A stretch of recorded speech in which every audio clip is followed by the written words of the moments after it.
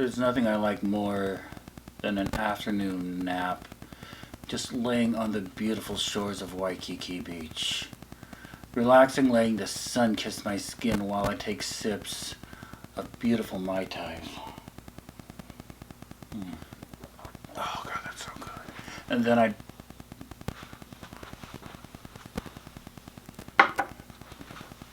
get the cabana girl to give me a suntan. I'm not a cabana girl, weirdo.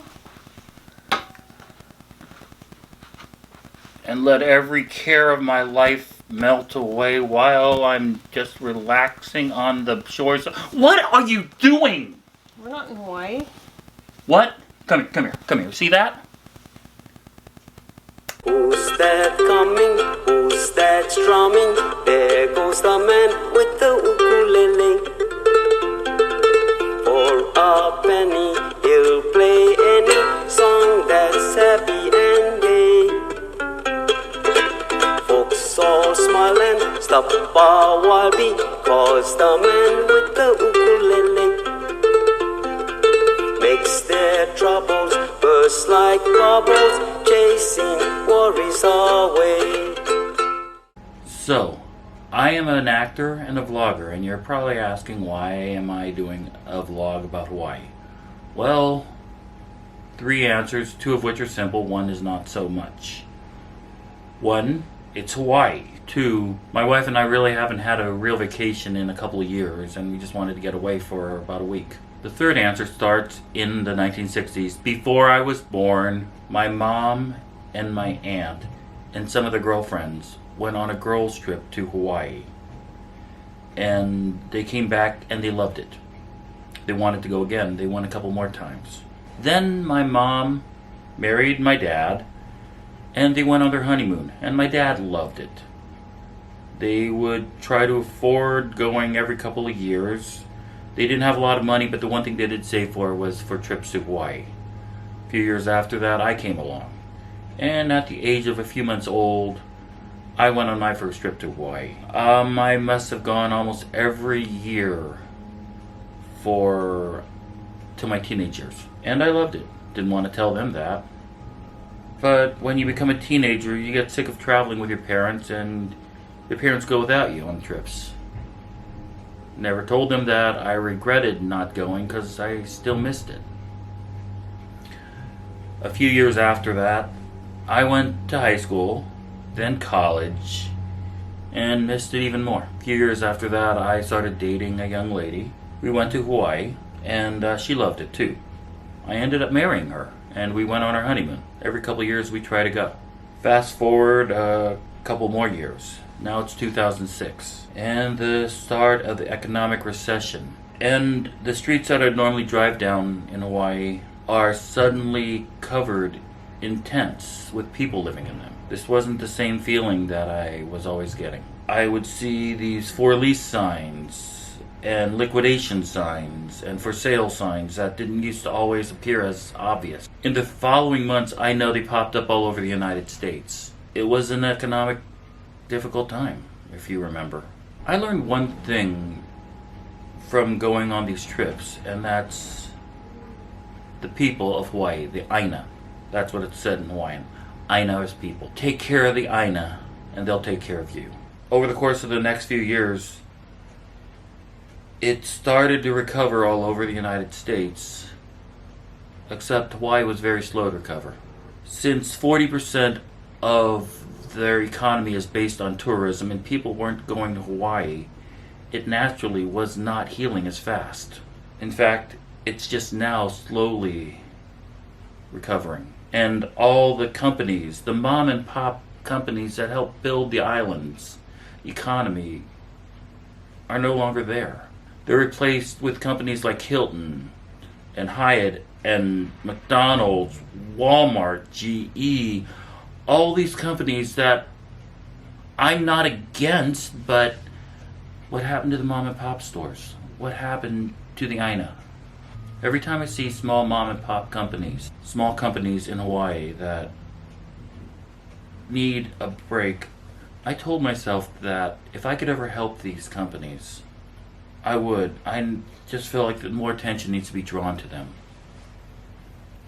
These companies are the backbone of the Hawaiian industry, but it still needs a little bit of a kick sometimes.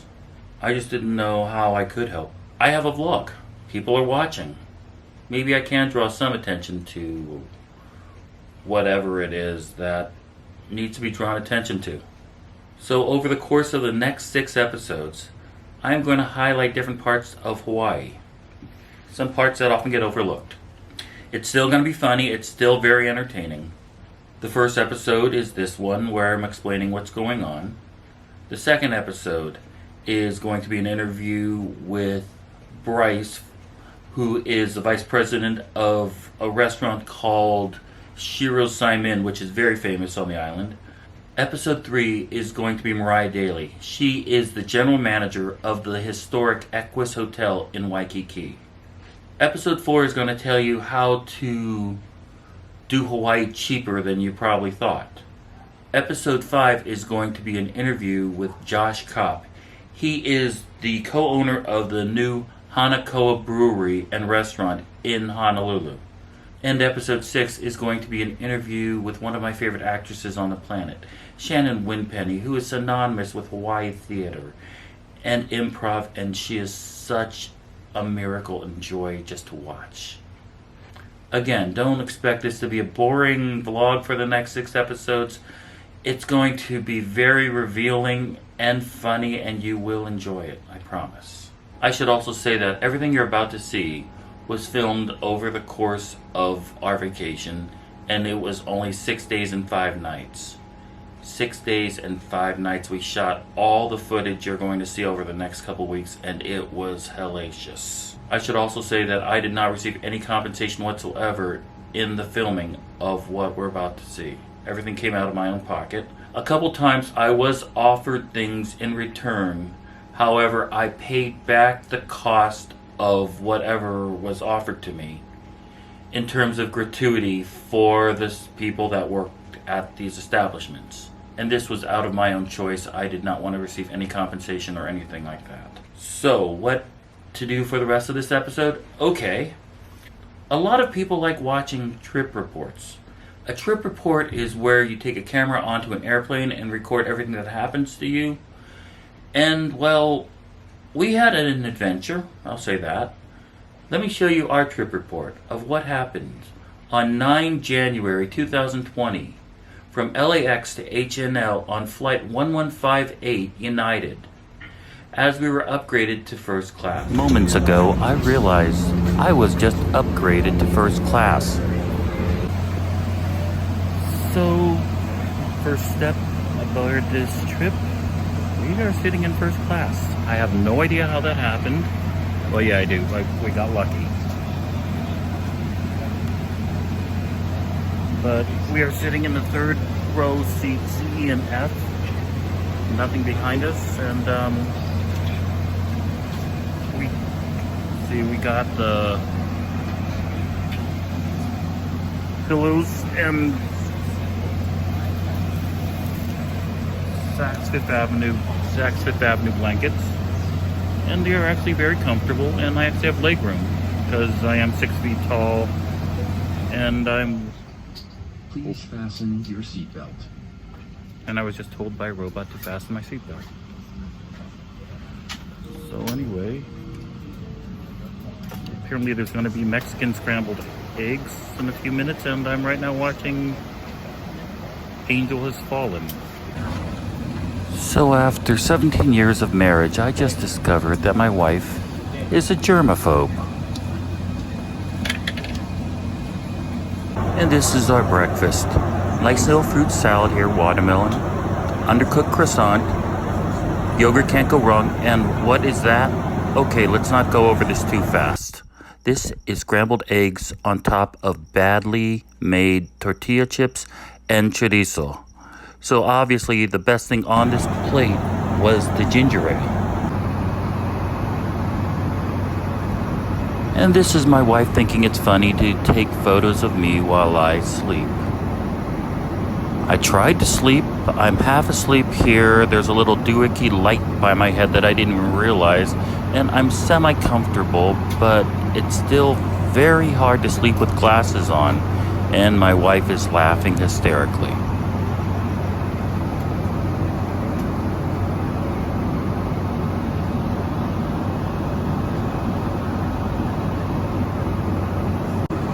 The one good thing about this flight was my legroom. I am 6 feet tall. I cannot just sit here and just stretch out on a normal flight, so this was actually something I needed. So people always talk about the greatness of restroom bathrooms in first class. It's okay. It's not that big. I was expecting it to be a little bit larger. All the cups and the products.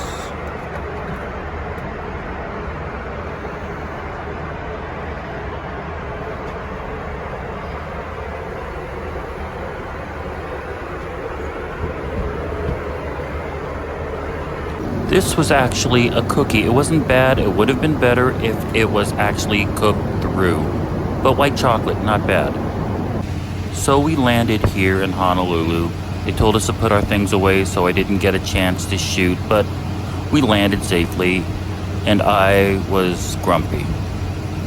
So we got our luggage, and then the next thing you know, we got an Impala. We were supposed to get a Kia, but Debbie decided I'll drive the Impala, and next thing you know, we're at Zippy's, which you'll see in a future episode. But it's one of the great meals in all of Hawaii. And that's how our trip started. And welcome to another episode of Dumb things to say in Hawaii. Snocones and shaved ice. Those are two phrases you should never use in Hawaii because neither one of them really exists. There is a long tradition of shave ice. That's what you're looking at. Finely shaved ice with juices and different flavorings on top. We're currently at Wailoa, which is often visited by former President Obama when he comes into town. It is a very finely chopped ice. Snow cones are not finely chopped pieces of ice, and in my opinion, they are nowhere near as good of a flavor. And there is no shaved ice. It's called shave ice, no past tense. There are many places on this island where you can get them, but this is one of my favorites. It's a mom and pop grocery store that decided to open up a window and create shave ice. And a couple years later, and a couple more locations, and this is probably one of the best shaved ices you're gonna find on the island. Of course, you could always go to the granddaddy of them all, Matsumoto's, which has been here for almost 70 years. And remember, it's all in just sweet flavoring and ice, but at the same time, it's so delicious. And this right here is only $3, so it's a very good, affordable snack. But don't call it, for the love of God, shaved ice or a snow cone. It's shaved ice.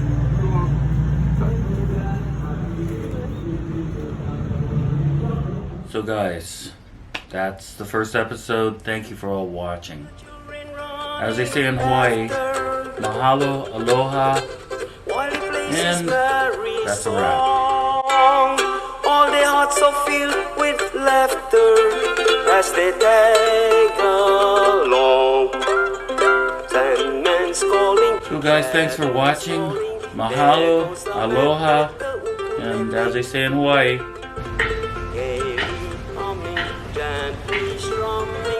stop that damn hammering.